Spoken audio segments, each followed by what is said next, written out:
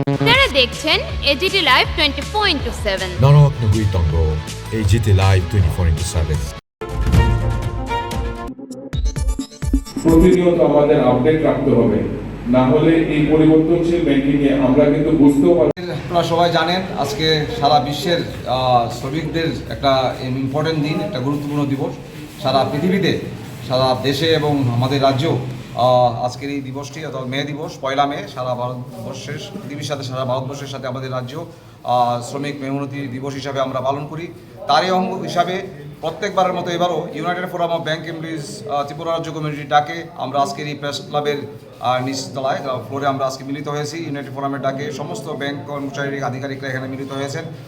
যদিও ইতিমধ্যে আপনারা জানেন আজকে বুদ্ধ পূর্ণিমা, এবং বুদ্ধ পূর্ণিমা উপলক্ষেও আপনাদের সবাইকে শুভেচ্ছা। আমাদের আগে এই 2018 সালের আগ পর্যন্ত এই মে দিবসটিকে মে দিবস উদযাপনের জন্য শ্রমিক দিবস হিসাবে সরকারিভাবে ছুটি থাকতো, কিন্তু 2018 সাল থেকে এই মে দিবসের ছুটিটা বন্ধ করে দেওয়া হয়েছে। সেটার কারণ হয়তো সরকারি ভালো বলতে পারবে।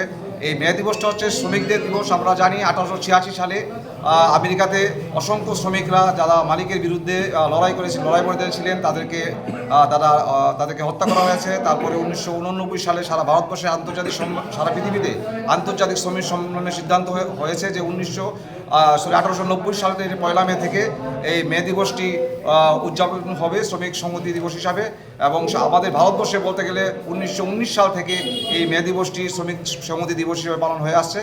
আগে আমাদের যে দাবি, আমাদের যে পূর্বসূরীরা যে দাবি রেখেছিলেন যে 8 ঘন্টা কাজ, 8 ঘন্টা বিনোদন, 8 ঘন্টা বিশ্রাম, শ্রমিকদের সেই দাবিকে মান্যতা দিয়ে সারা পৃথিবীতে যে বিভিন্ন কারখানা, বিভিন্ন অফিস আদালত চলছিল। এর আগে আমাদের যে ইতিহাস বলে যে শ্রমিকের কীভাবে বর্বরোচিত আক্রমণ শানিত হয়েছে মালিক পক্ষের দ্বারা, এবং সেইটাই আমরা দেখতে পাচ্ছি ভারতবর্ষে আমাদের 29টি যে শ্রম আইন ছিল, এই শ্রম আইনগুলিকে অ্যামালগামেট করে এগুলিকে 4টা শ্রম কোডে পরিণত করা হয়েছে, যাতে আগামী দিন শ্রমিকরা ধর্মঘটের রাইট থাকবে না, শ্রমিকদের কথা বলার রাইট থাকবে না, এবং যখন তখন তাদেরকে ছাঁটাই করা এবং অনিয়মিত কর্মচারী বেশি করে নিয়োগ করা, নিয়মিত কর্মচারী নিয়োগ কম করা, এইগুলির বিরুদ্ধে যে আমাদের সমস্ত শ্রমিক শ্রেণী সংগ্রাম করে চলছে, লড়াই করে চলছে। পাশাপাশি আমাদের ব্যাংকিং সেক্টরে যারা রয়েছে ইউনাইটেড ফোরামের ছাতার তলায় আমরাও আমাদের দাবি আমরা রাখছি। এবং আজকের দিনে আমাদের যেটা ইম্পর্টেন্ট আমাদের ব্যাংকিং সেক্টরের দাবি, সেটা হচ্ছে আমাদের 5 ডেজ ব্যাংকিং।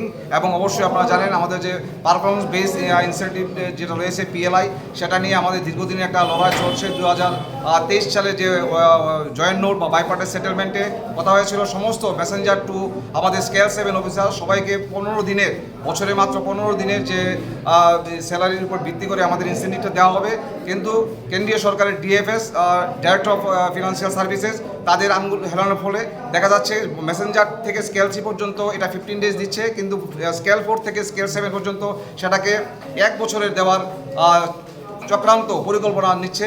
আমরা জানি ব্যাংকিং সেক্টর, আপনারাও জানেন, আপনারা যদি কোনো একটা ব্যাংকের শাখায় ঢুকেন আপনারা পরিষেবার ফ্রন্টলাইন পরিষেবা আপনারা যাদের কাছ থেকে পাবেন সেটা আপনারা পাবেন ক্লারিক্যাল স্টাফ রয়েছেন, সার্ভিস ম্যানেজার যারা রয়েছেন, বা ছোটো ছোটো ব্যাংকে যারা ব্রাঞ্চ ম্যানেজার, ফিল্ড অফিসার রয়েছেন, all are under the scale 3।